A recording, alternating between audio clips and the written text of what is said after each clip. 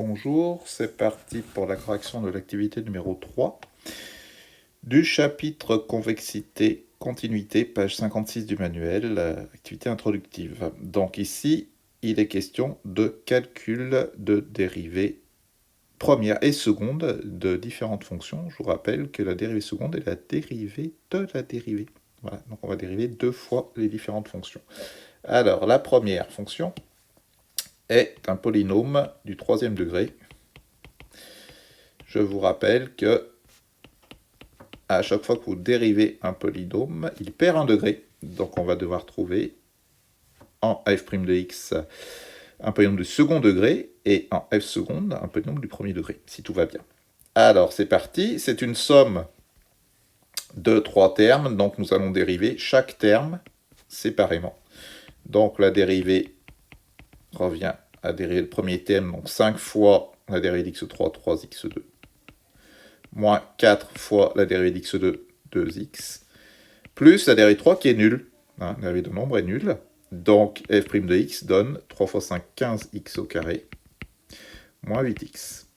On constate bien que cette première dérivée est du second degré. On va redériver cette fonction pour obtenir ce qu'on appelle donc la dérivée seconde. À nouveau, une somme de deux termes. Donc on va dériver le premier terme, ça fait 15 fois 2x, moins 8 fois 1. La dérivée de x, c'est 1. Du coup, ça nous fait 15 fois 2, 30x, moins 8. Et voilà, nous avons dérivé deux fois la fonction f. Première dérivée première et dérivée seconde. La dérivée première nous renseignera sur les variations de la fonction f. Et la deuxième sur sa convexité, ce que nous verrons dans le cours, de la fonction f. Donc elles ont des utilités bien différentes, la dérivée première et la dérivée seconde, mais bien sûr, la dérivée seconde renseigne elle-même sur les variations de la dérivée première.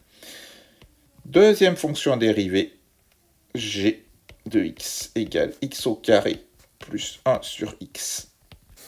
Donc c'est parti, somme de deux termes.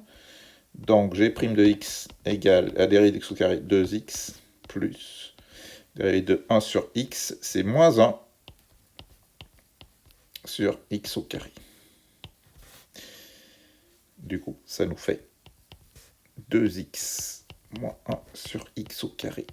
On va mettre tout ça au même dénominateur, ça nous fait 2x au cube, 2x fois x au carré, moins 1 sur x au carré. Voilà, il est important de mettre cette dérivée sous forme d'une seule fraction, ce qui permettra de dériver plus facilement la seconde fois.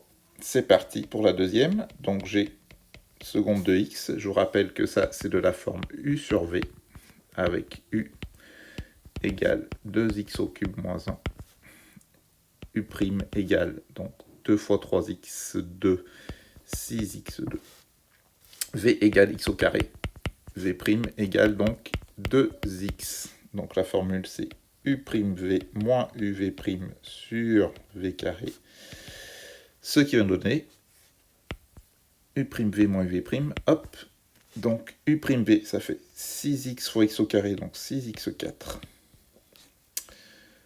moins 2x fois 2x au cube moins 1 sur v au carré, donc x2 au carré, ce qui nous fait 6x4, moins, on distribue le 2x, donc 4x4, plus, attention au signe, 2x, sur x2 au carré, ça fait x puissance 4, ce qui nous fait 2x4, plus 2x sur x puissance 4. Voilà, on peut le laisser comme ça, permet d'étudier son signe plus facilement.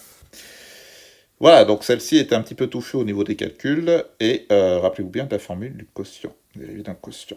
Enfin, la troisième, donc 2x plus 3 fois exponentielle x. h de x égale 2x plus 3 fois exponentielle x. Donc ça, c'est de la forme uv cette fois-ci, c'est un produit, avec u 2x plus 3. donc U' égale 2, 2 fois 1 plus 0. V égale exponentielle x. Je vous rappelle qu'exponentielle x est sa propre dérivée. Donc V' égale exponentielle x. Et cette fois-ci, la formule, c'est U'V plus UV'. Donc, on dérive H' de x égale U'V de exponentielle x plus UV' 2x plus 3 exponentielle x. Et qu'est-ce qu'on observe? On observe que cette fonction h, on la retrouve ici. Oui, ça c'est h de x. Du coup, lorsqu'on va redériver une deuxième fois h de x, on va dériver h' de x, eh bien, on a déjà la dérivée du deuxième terme de la somme, et la dérivée du premier, ça va être 2 fois exponentielle x plus 2 exponentielle x plus 2x plus 3 exponentielle x. Ça, c'est bien sûr h' de x. Vous voyez, j'ai dérivé h en dessous. Je ne sais pas si je suis très clair sur cette vidéo. Excusez-moi. Donc, ça fait 4 exponentielle x plus 2x plus 3 exponentielle x. Voilà pour la dérivée seconde. Donc, la particularité de cet exercice, petit c là, c'était qu'on pouvait court-circuiter un petit peu la dérivée seconde, puisqu'on a vu ici que la dérivée de h qui est ici, c'est tout ça. Ok? Du coup, la dérivée de cette partie-là, c'est à nouveau tout ça. Ok? Je sais déjà à l'avance, puisque j'ai déjà calculé. Donc, il suffit de rajouter la dérivée de 2 exponentielle x, qui est sa propre dérivée, puisqu'exponentielle est sa propre dérivée, et on obtient la dérivée seconde. Voilà pour cette vidéo.